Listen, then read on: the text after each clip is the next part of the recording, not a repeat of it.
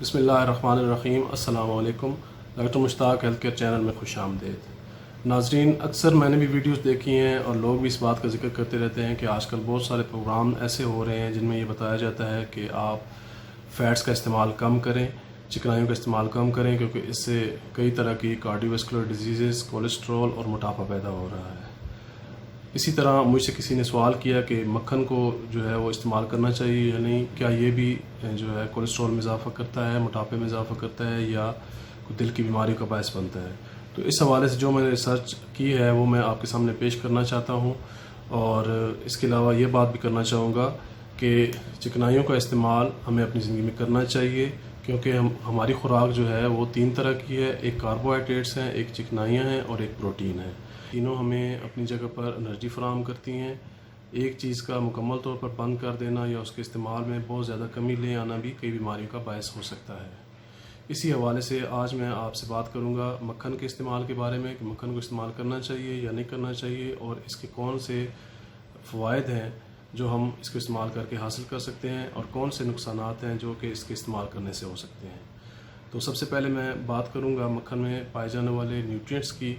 तो मक्खन में फ़ैट सॉल्युबल विटामिन्स पाए जाते हैं जिनमें vitamin A, vitamin E, vitamin D और विटामिन के शामिल हैं।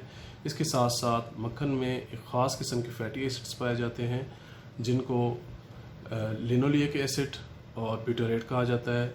अब मक्खन में जो पाया जाने वाला लिनोलिक एसिड है वो कंजुगेटेड लिनोलिक एसिड है।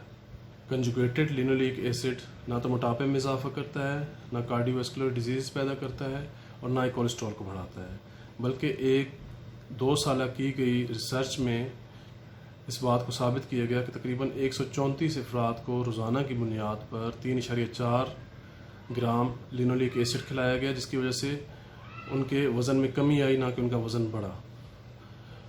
इसके अलावा एक और रिसर्च जो की गई उसमें इस लिनोलिक एसिड के जो फ़वाइद सामने आए वो कैंसर के हवाले से थे कि ये जिस्म में कैंसर के ख़िलाफ़ क़ुव्वत मुदाफ़त को बढ़ाता है। इसके अलावा एंटी इन्फ्लामेटरी इसका बेहतरीन किस्म का इफ़ेक्ट भी है। दूसरे नंबर पे जो इसमें ब्यूटारेट पाया जाता है वो बेहतरीन किस्म का एंटी इन्फ्लामेटरी एजेंट है जो कि आंतों की सोजिश को दूर करता है। ऐसे तमाम मरीज़ जो IBS के शिकार हैं या ऐसे लोग जो क्रोन डिज़ीज़ का शिकार हैं, जिसमें IBS और क्रोन डिज़ीज़ मैं आपको अलावा बता दूं कि इसमें मरीज़ को बार बार पखाना आने की आदत होती है। दिन में तकरीबन 6 दफ़ा, 8 दफ़ा या 10 दफ़ा भी उसको पकाने की आदत हो सकती है। तो ये इसकी जो बेसिक वजह होती है वो आंतों की सोजिश होती है। तो मक्खन में पाए जाने वाला ब्यूटारेट जो है वो आंतों की सोजिश को दूर करने की बेहतरीन सलाहियत रखता है। अब बात करूँगा मक्खन में पाए जाने वाली फ़ैट की। तो मक्खन में 3 किस्म की फ़ैट पाई जाती है। एक सैचुरेटेड फ़ैट पाई जाती है जो तकरीबन 63 से 64% है, और इसके अलावा पॉली अनसैचुरेटेड और मोनो अनसैचुरेटेड फ़ैट पाई जाती है जो तकरीबन 24% है। ये पॉली अनसैचुरेटेड फ़ैट और मोनो अनसैचुरेटेड फ़ैट किसी किस्म के नुकसान का बायस नहीं बनती हैं। जो सैचुरेटेड फ़ैट है वो हमारे लिए मोटापे का बायस बन सकती है या कार्डियोवैस्कुलर डिजीज़ का बायस बन सकती है। लेकिन ये तमाम मसले कब पैदा हो सकते हैं, जबकि इस मक्खन का बहुत ज़्यादा मकदार में इस्तेमाल किया जाए।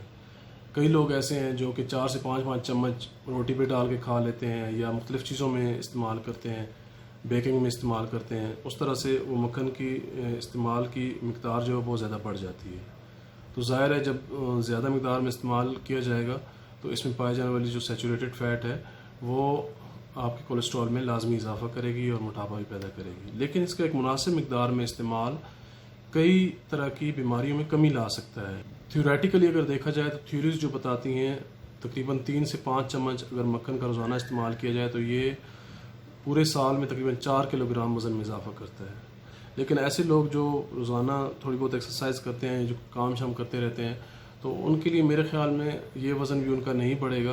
वो मक्खन को रोज़ाना इस्तेमाल कर सकते हैं। लेकिन अब इसके इस्तेमाल जो है वो किन लोगों को करना चाहिए और कितनी मकदार में करना चाहिए।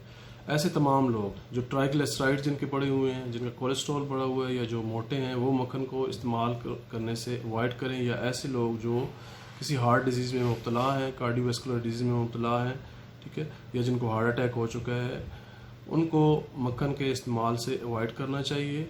हाँ, जो सेहतमंद लोग हैं जिनको कोई बीमारी इस तरह की नहीं है तो वो मक्खन को रोज़ाना की बुनियाद पर भी इस्तेमाल कर सकते हैं। تقریباً 1 سے 2 چمچ روزانہ آپ اس کو استعمال کر سکتے ہیں۔ امید کرتا ہوں آج کا یہ پروگرام آپ کو پسند آیا ہوگا۔ میرے چینل کو سبسکرائب کرنا نہ بھولیے گا اور اس کے ساتھ ساتھ بیل آئیکن کو پریس کرنا بھی نہ بھولیے گا۔ اجازت چاہوں گا، اللہ حافظ۔